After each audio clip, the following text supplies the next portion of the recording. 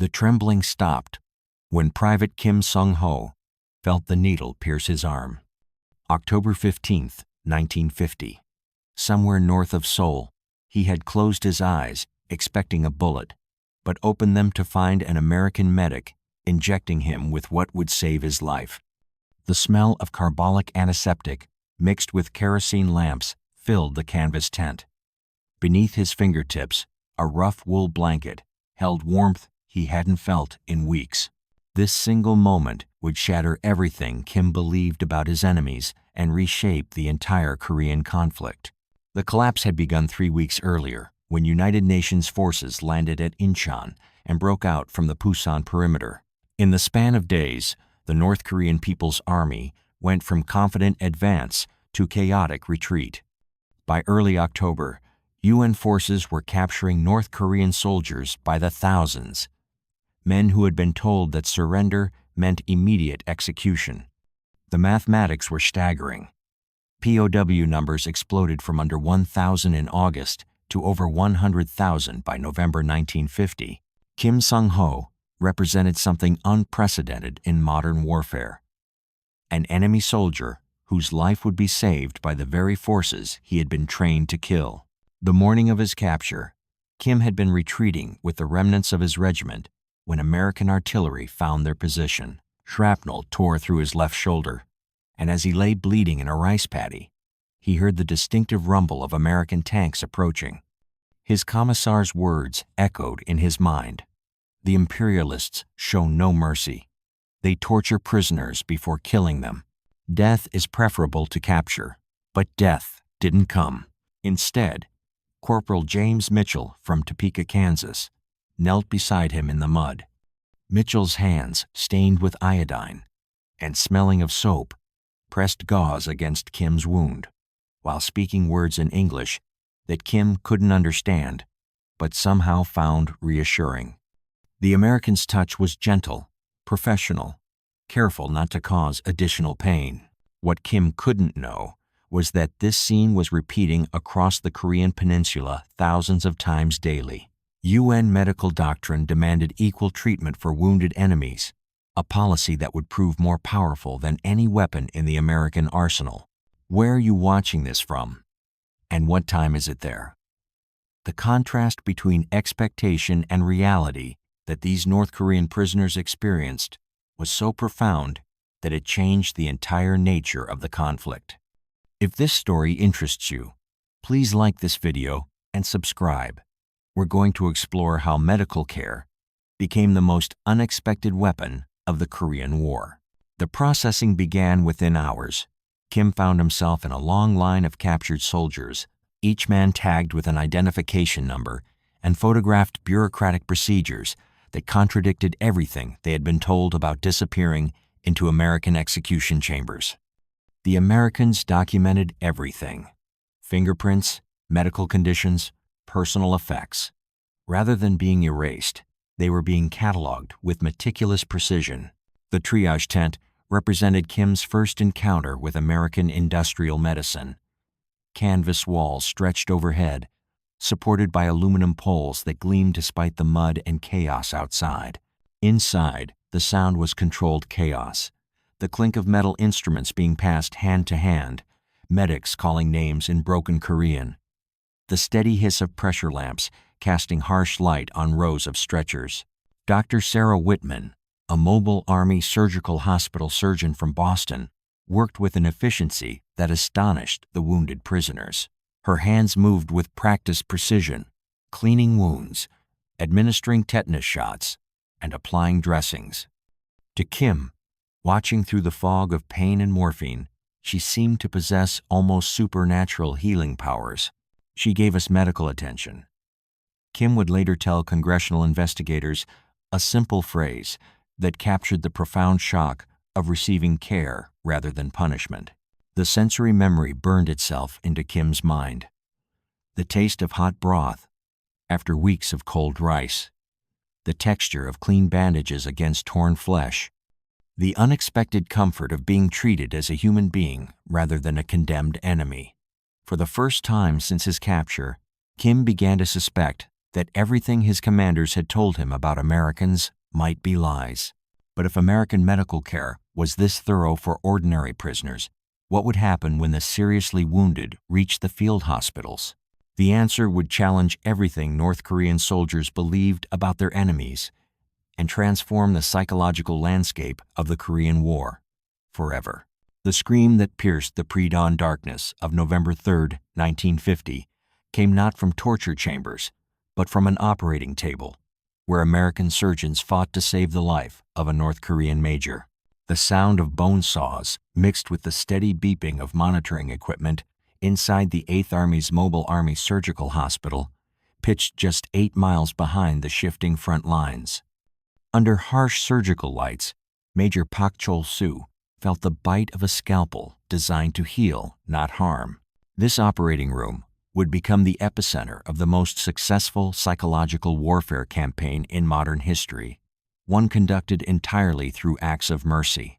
The MASH units represented American military medicine at its most advanced and mobile. These hospitals, expandable from 60 to 150 beds within hours, brought surgical capability to within miles of active combat. For North Korean prisoners who arrived expecting summary execution, the sight of American doctors performing life-saving surgery on enemy soldiers shattered every assumption they carried about capitalist brutality. Major Pak had been unconscious when they brought him in, his abdomen torn open by artillery shrapnel during the chaotic retreat from Pyongyang. Dr. Robert Chen, a second-generation Chinese-American surgeon from San Francisco, worked through the night to repair the damage. The irony was not lost on the medical staff. A doctor whose grandparents had fled Chinese poverty was now saving the life of a communist officer who considered him a class enemy. The operating theater itself contradicted everything North Korean propaganda had taught about American medical capabilities. Electric generators provided consistent power for surgical lights. Blood transfusion equipment allowed for complex trauma surgery. Penicillin, still a wonder drug, prevented infections that would have been fatal just years earlier. Most remarkably, medical ethics demanded that wounded enemies receive the same level of care as American soldiers.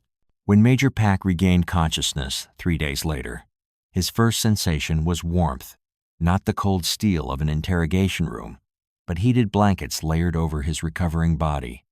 The smell that filled his nostrils combined carbolic antiseptic with the aroma of hot coffee brewing nearby scents that spoke of professional medical care rather than impending execution. The sensory assault on communist preconceptions continued with every detail of recovery.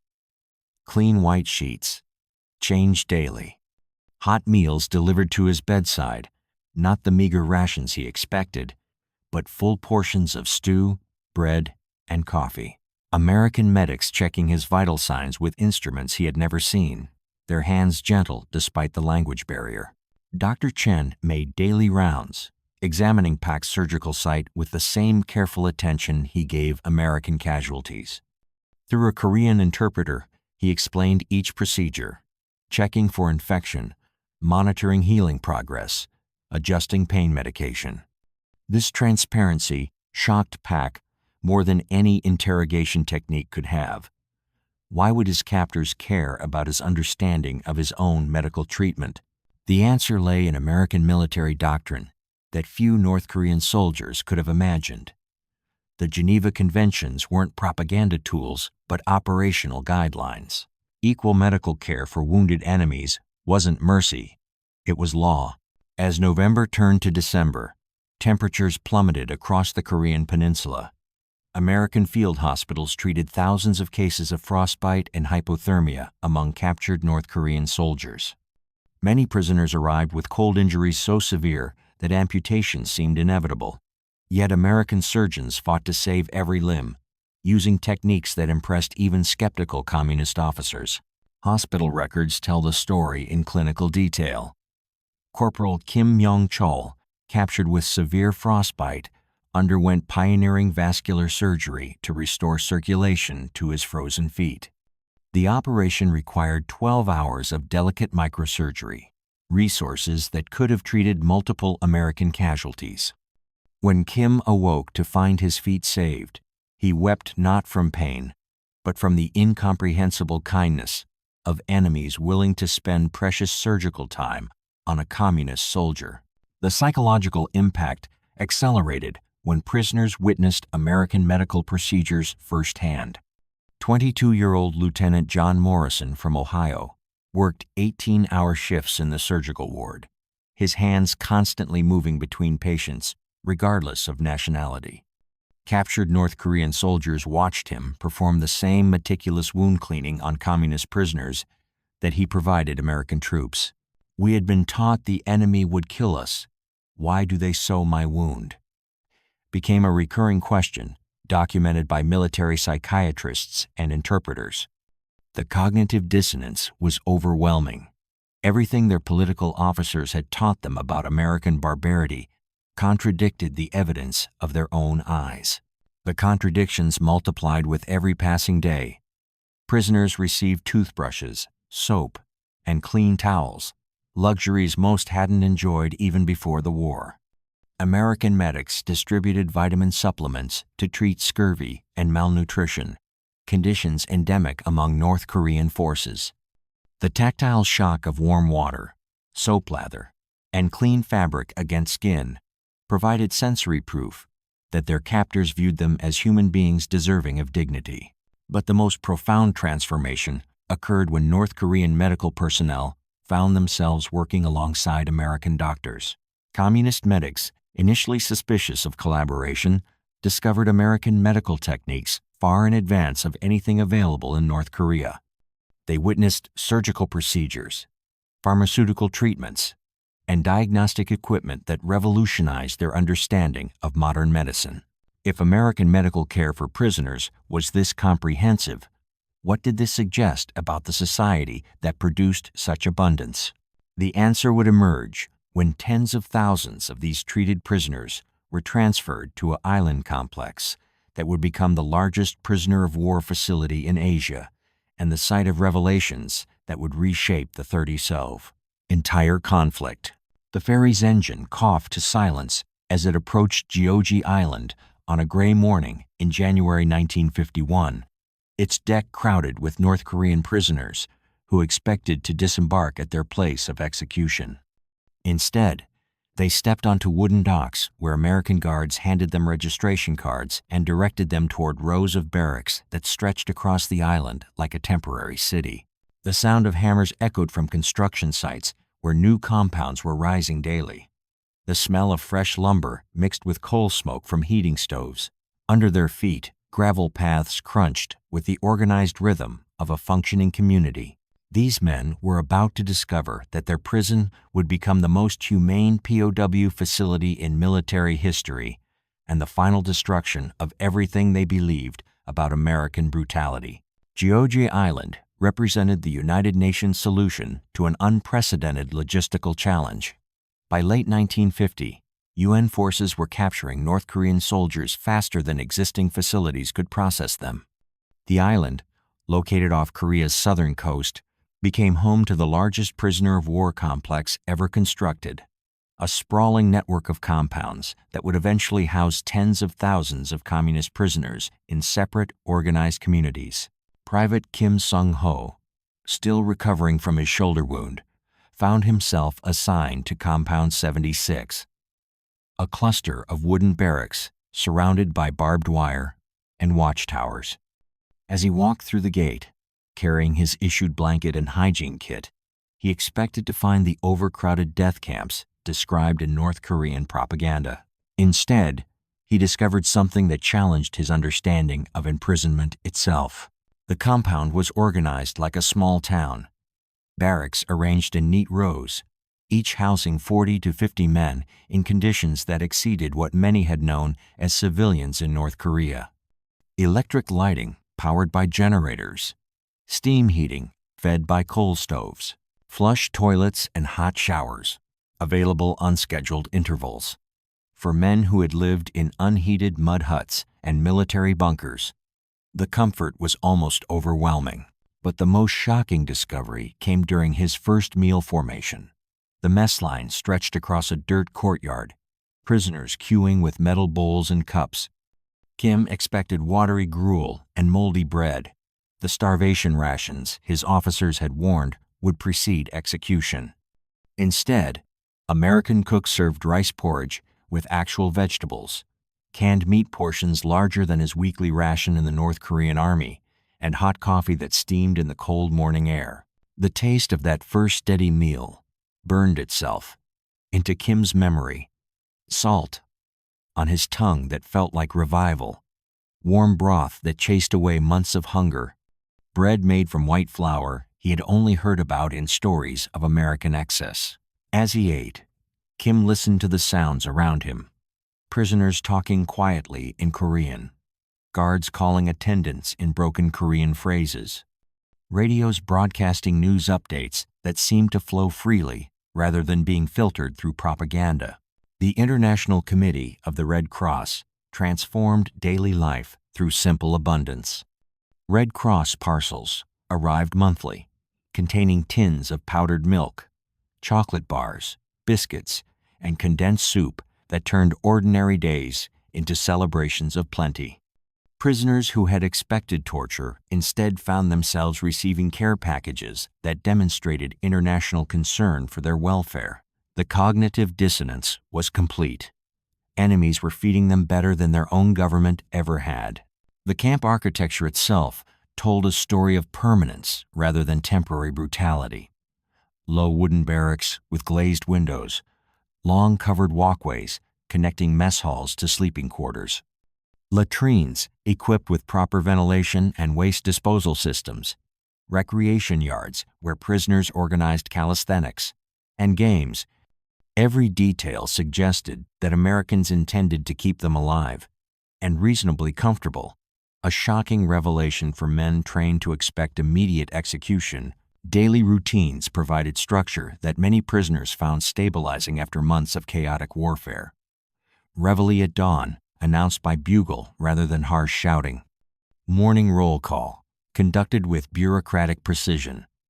Assigned work details that included compound maintenance, kitchen duty, and construction projects. Afternoon recreation periods, where prisoners could rest, exercise, or participate in organized activities. Evening study sessions, where those who chose could attend classes in English, mathematics, or vocational skills. What emerged within the compounds contradicted every assumption about prisoner of war facilities. Educational programs flourished as prisoners organized schools teaching literacy, technical skills, and even political philosophy. Theatrical performances drew audiences of hundreds, with prisoners creating costumes from available materials and staging traditional Korean dramas. Debate groups formed spontaneously, with former communist soldiers discussing democracy, capitalism, and individual rights topics that would have earned death sentences in North Korea. The presence of multiple nationalities added complexity that further undermined communist propaganda. Chinese prisoners occupied separate compounds, but interactions at work details and medical facilities revealed that communist solidarity was more fragile than advertised. North Korean prisoners watched Chinese comrades receiving identical treatment, identical rations, identical medical care evidence, that American policy focused on humanitarian standards rather than political punishment. Winter brought new revelations about American logistical capacity. Heating systems maintained comfortable temperatures in barracks, where coal stoves burned steadily. Their warmth, a luxury most prisoners had never experienced even before the war. Extra blankets appeared when temperatures dropped. Hot meals continued regardless of weather conditions. Medical care expanded to treat cold injuries and seasonal illnesses with pharmaceutical resources that seemed unlimited. The soundscape of daily life provided constant contradiction to expectations of brutality.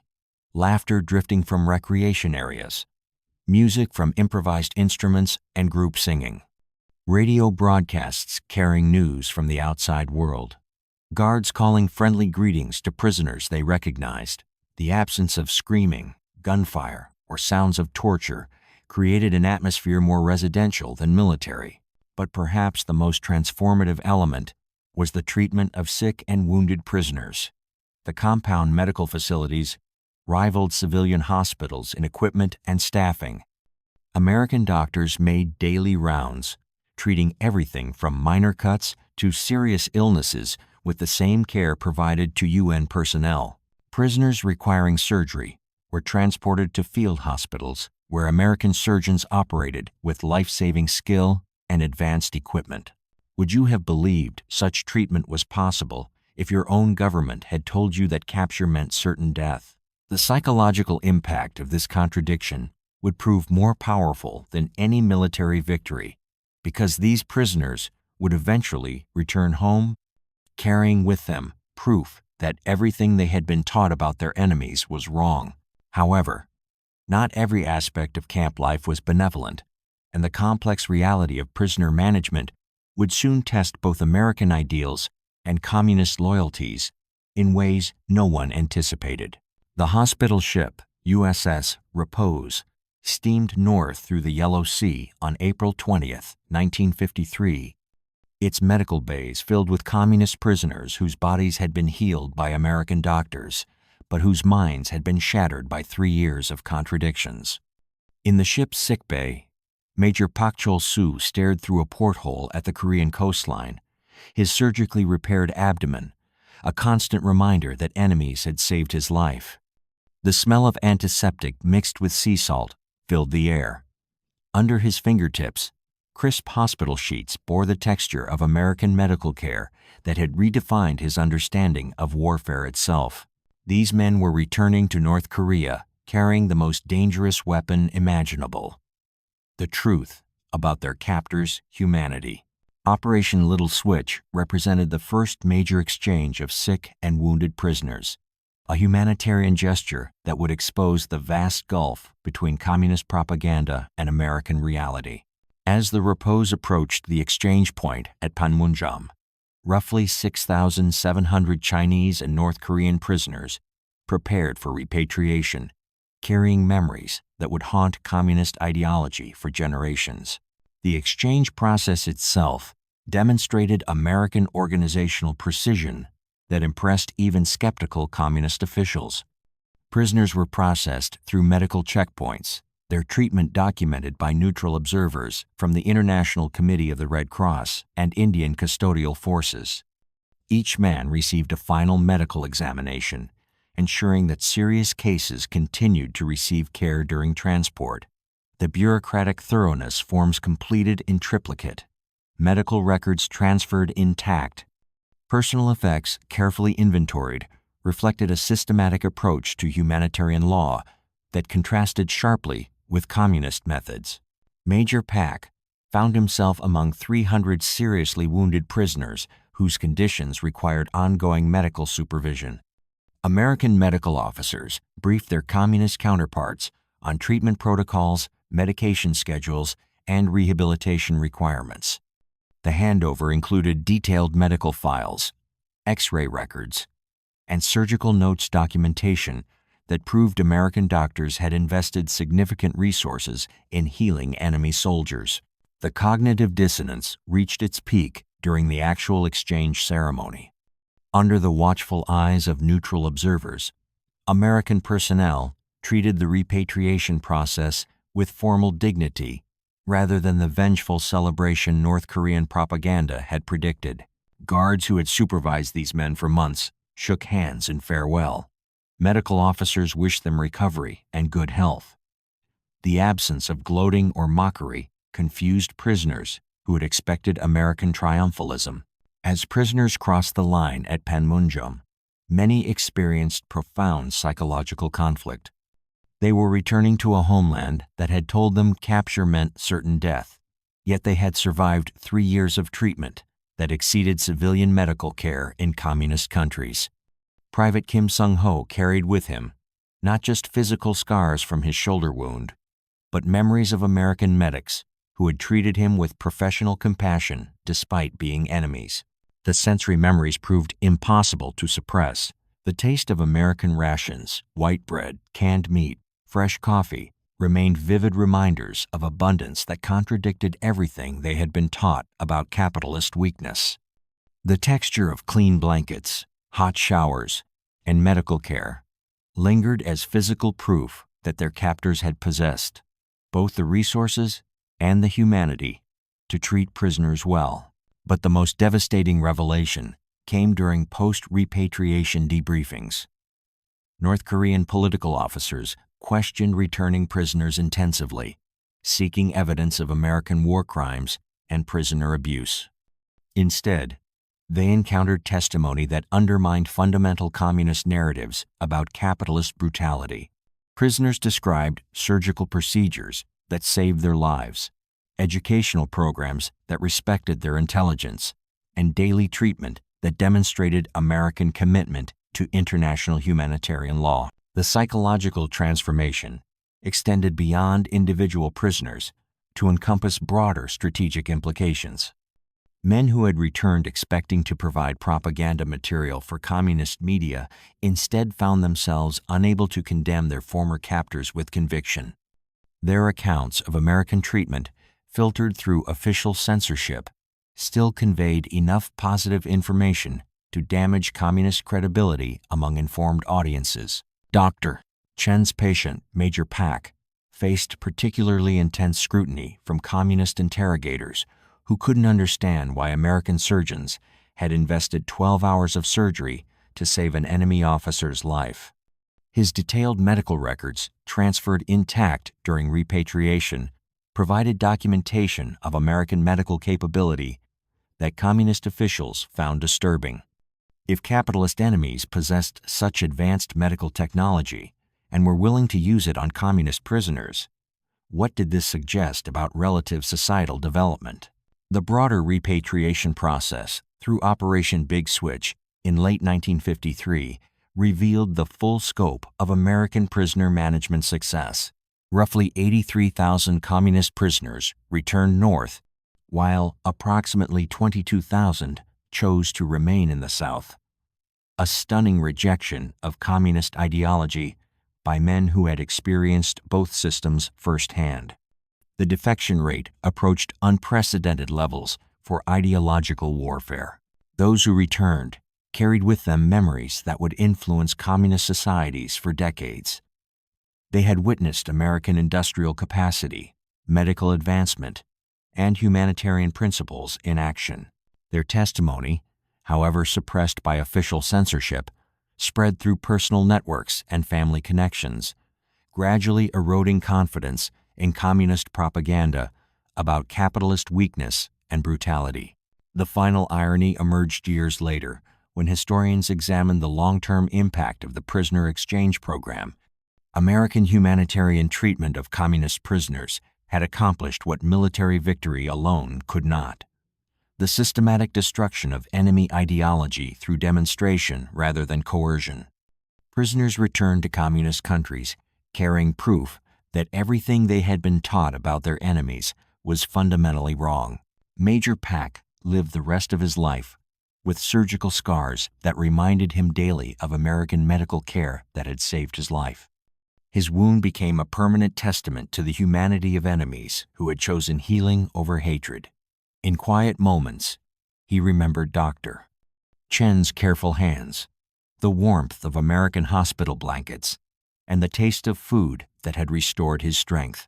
The Korean War's prisoner exchange program represents one of history's most successful humanitarian operations, not because it converted enemies to American ideology, but because it demonstrated through action that free societies could maintain their values even toward those who sought their destruction. The prisoners who returned to communist countries carried with them an unshakable truth. Sometimes the greatest victory lies not in defeating enemies, but in proving to them that their hatred was never necessary. The men who had expected execution but received healing became unwitting ambassadors for the power of mercy in warfare. Their transformation from convinced communists to questioning believers demonstrated that humanitarian treatment could achieve strategic objectives impossible through military force alone. In the end, American medical care had accomplished what bombs and bullets could not. the peaceful conquest of enemy minds through overwhelming evidence of democratic humanity.